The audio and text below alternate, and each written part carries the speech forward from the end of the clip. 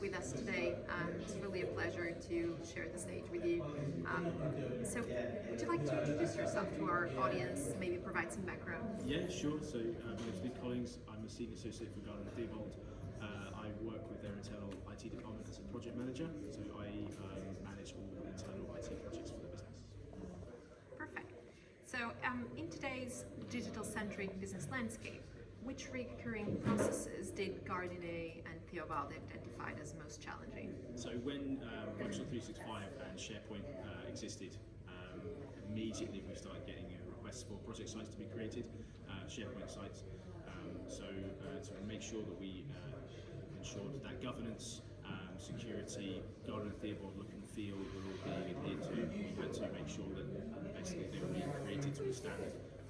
So the life cycle of it would be that a end user would contact us. We would then have a Teams discussion to talk about their requirement. We would then basically ask for a follow-up email to confirm everything that was discussed. From there, we would go ahead and create the site, and then we would notify the end user that the site was ready for them to use. So all in all, that would take roughly about a day per site to be achieved. Wow, that was a lot of time, a lot of people involved. So when we first started working together in this project, how did you envision the ideal process would look like? So we wanted to give the power back to the end user. So we were looking for a form-driven environment where an end user would be able to fill out a form, a request form for a new site.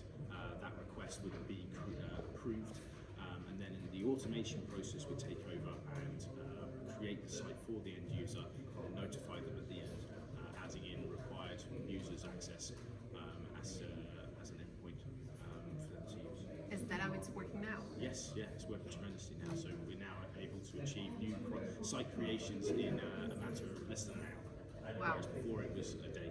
Massive difference. Yeah. How did you approach the creation of these templatized workspaces? Did you work across the org with other stakeholders? So we basically engaged with the business and found out basically what was a recurring sort of factor in their requirements for a new site.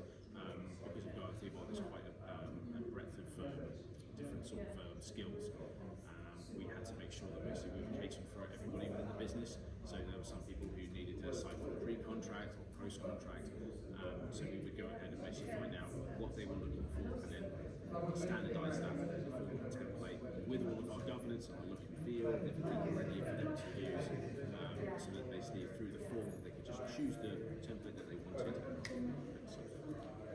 You mentioned before that you decided to give the power back to the users, right? So what made you go that route and just opt for a self-service solution? And was there any training required for end users to enable that? So we opted to go for that solution because of the time required for a member of IT to basically create one of these sites and to make sure that they were creating it correctly, adhering to the governance requirements and our cybersecurity requirements.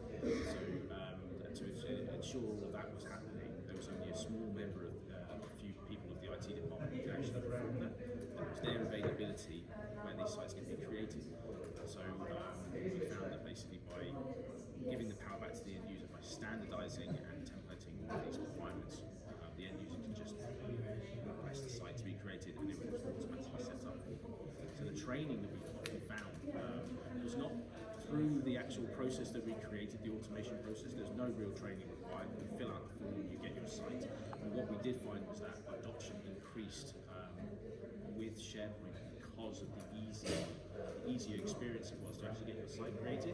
So people were now basically, more and more people were getting on board with SharePoint and then wanting to be trained up on how to use it and what other features were available. So that's what we found. Wow, interesting. So a lot of externalities to the process as well. Okay, so looking ahead, we're not stopping here with automations, right? So what's next? So the next step for us, I think, is looking at Power BI and what we can utilise that with automation for our end users to show them that SharePoint is not just a document-driven site, that you can use it for different sort of reporting platforms. And with Automate 365, there is a Power BI element, so we want to basically expand it.